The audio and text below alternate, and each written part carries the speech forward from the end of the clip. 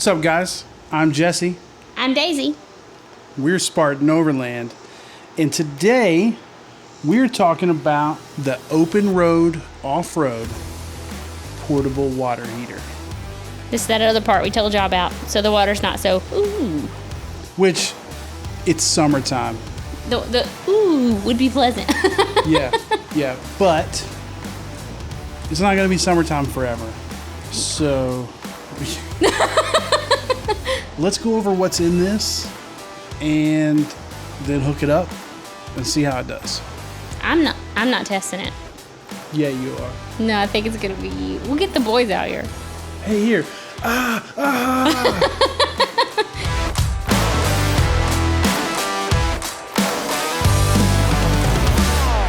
I'll take the mic here, and you can point at some things. Wow, was I having too much fun with that? No, I think it's just my turn. It's my turn with the mic. It's my turn to speak into the microphone.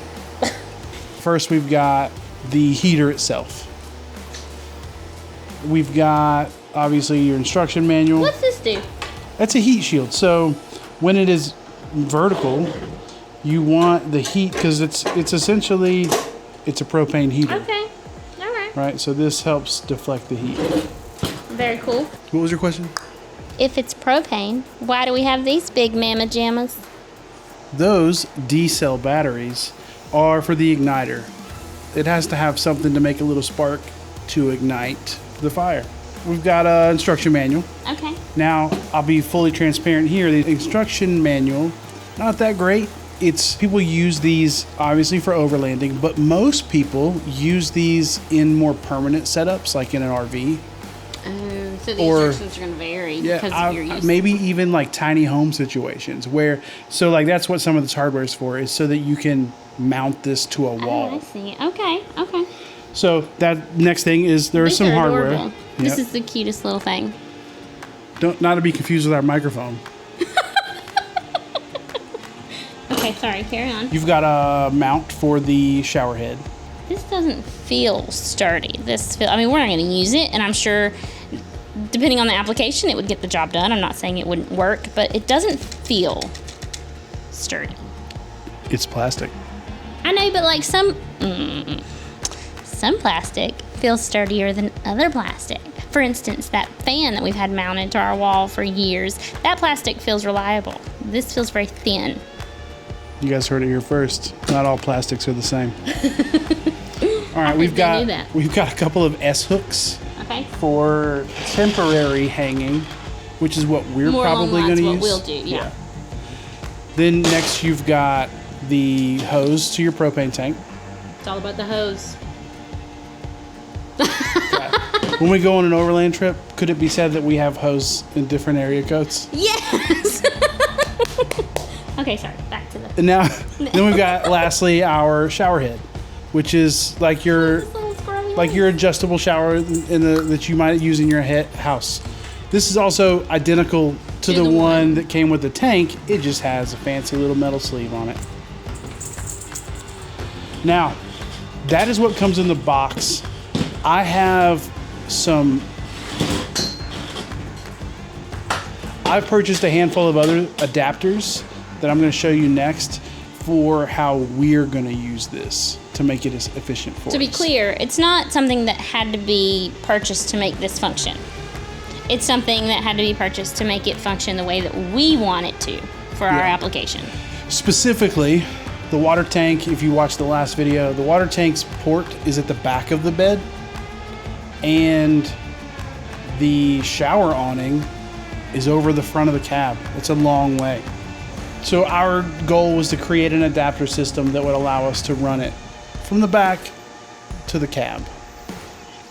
And that looks a little bit like this. All right. So this is what we've got. The big thing is I bought a cheapo little water hose and a whole gang of adapters. That is adapters on adapters. You did a thing here. Go ahead, tell us about it. Yeah, so if you remember from the other video, the water tank has that quick detach. Mm-hmm. So I kept that on there, and I got a matching quick detach adapter with a 90-degree bracket for this side of the water hose, so I could plug that into the tank. And then I have a couple of adapters here to put the other male side on the bottom of the water heater. And that will live there. So then we can pull this out of the box, Doink. quick snap everything in, and be good to go. Wash your butt. Wash your butt. Now, something important to note. This is very dependent on water pressure. If it's not getting enough pressure through it, if the gallons per minute isn't enough, it will not turn on the igniter. And if you do like we did and you've added this much water hose, that distributes all of the pressure from the tank through this, which will greatly lower your pressure. So once you've hooked up all the stuff, it's probably a good idea to repressurize the tank to fill up all those gaps that have now developed. 100%. Full disclosure, I tested this before we shot to make sure it worked, and it didn't. And I was like emailing OPENROAD back and forth. I'm like, hey guys, this don't work. And they were like, hey dummy, you gotta have enough pressure. They were right. So, but now we're gonna hook it all up. We're gonna pressurize it, and we're gonna test it out.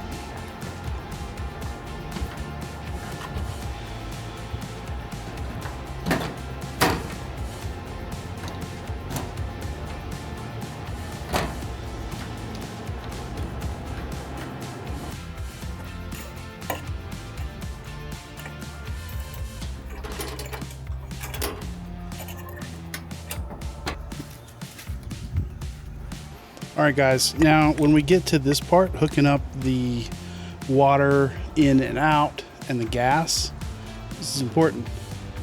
These are labeled wrong in the instruction manual. So the easy thing to remember is that all of the water fittings are gonna be this, I don't know, I guess that's copper. The gas, so you should have gas, water out, water in.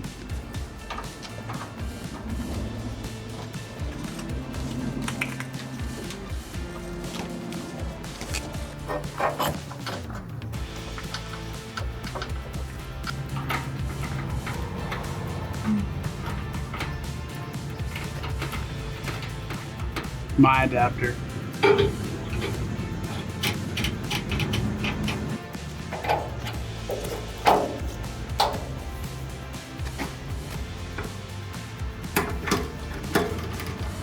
All right, so now we have to pressurize this. And this is a little something we picked up to make that easier. When we're on the trail, if we need to pressurize this, maybe we've been using it a lot or we just topped it back off, whatever. It's kind of a pain to get our compressor, the air up and down kit for the tires and do this that way. So all of our stuff's already cobalt. So I picked up this little portable compressor. I would not try to use this to air up 35s.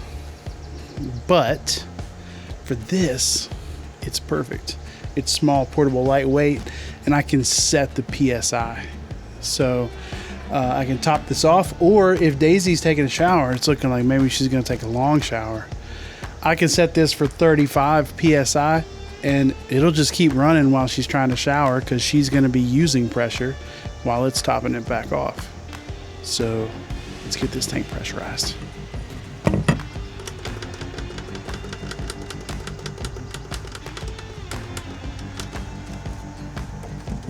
Now, before I press start on this is important, is make sure we open this valve so that we're filling this hose with water and pressure.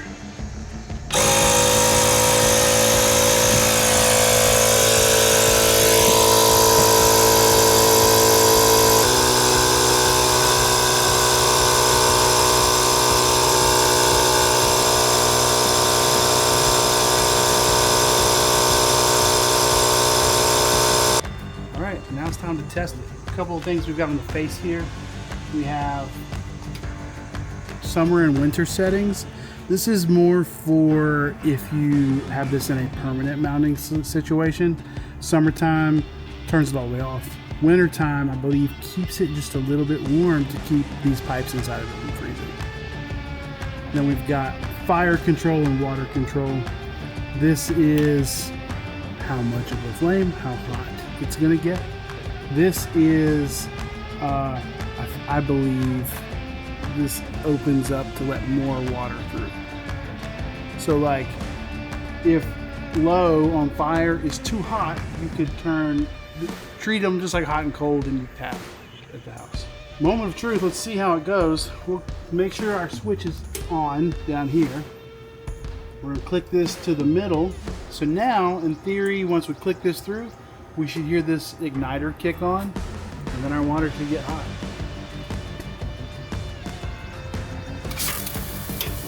Oh, I heard it. I heard it.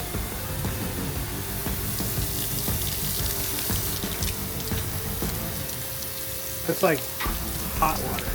Oh. Yeah. Feel it. Feel it, feel it. Feel it. Oh, that's warm. Let's see, let's set it on its like lowest setting and see how that feels. Because like you don't it want cooled it to, off. Yeah, that. yeah, I you don't can feel want that it to difference. be like uncomfortably hot, right? The little gauge says that's 108 degrees. On the flip side, like you turn it all Crank the it way all up. the way.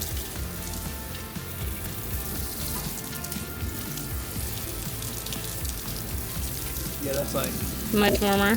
that's a hot shower. Sweet. That's one of those that people make memes about, where it's like you get out with red skin. Yeah, I think this is cool. And like I said, you know, if we click that button over there, it would maintain our pressure.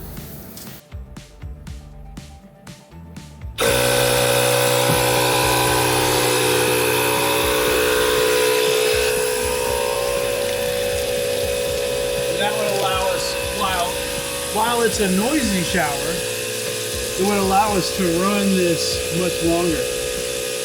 I think this is a win. And hold on.